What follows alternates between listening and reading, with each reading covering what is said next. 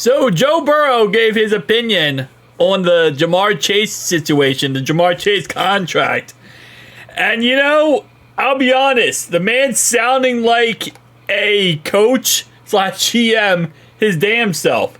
Not necessary. There shall be no knifing one another. Everybody knows who's in charge. Me. Right? Yes, you. Of course. Of course. Of course. And I freaking love it. So what he said about the situation, because keep in mind we're going back and forth right now with Chase trying to get that contract done, trying to get T. Higgins' contract done. There's a lot, okay? There's a lot going on right now. We have a month before free agency. Situations are really dicey. So he said, yeah, we can make it happen. We can make it happen. This has to be right for everybody involved. I know the players want to make it work. We want to make it work. We want to be together. I don't see it not working, but we'll see. Now, I don't know why, but in my brain, I know he probably means that in the most simplistic way, and I'm looking way too far into this, but in my brain, that's a subliminal message of make it work. Kind of hey, it's going to happen. Kind of telling indirectly Mike Brown, yeah, buddy, you better make it work. You better make sure this happens. Get a job, or I'll get somebody else to ask these questions, man. I'm not messing around with this. This is going to happen. And again, maybe I'm looking way too far into that.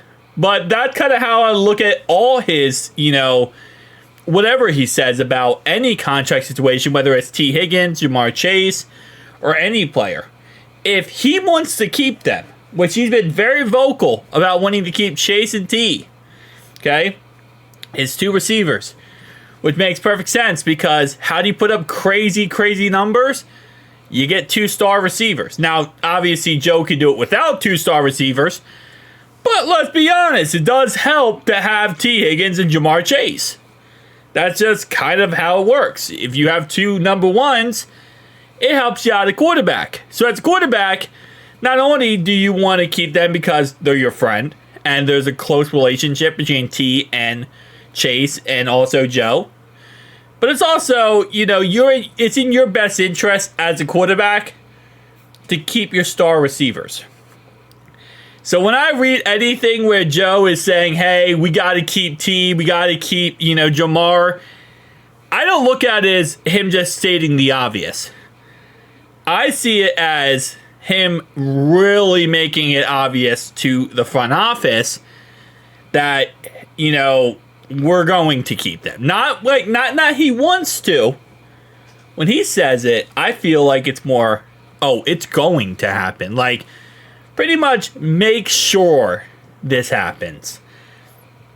And he has that type of power. 266 million reasons why he has that type of power.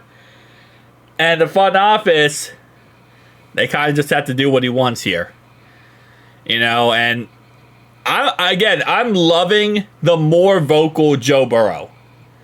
I'm loving the more take charge Joe Burrow. And I'm not saying he was never a guy who would take charge or, go out there and try his best. Obviously, he's always been like this. But I feel like as of late, especially with some of the moves the front office has made, I think Joe is in a position where he feels more he feels more like he needs to, / he's really opening up more. And he's becoming more of a leader, which we need.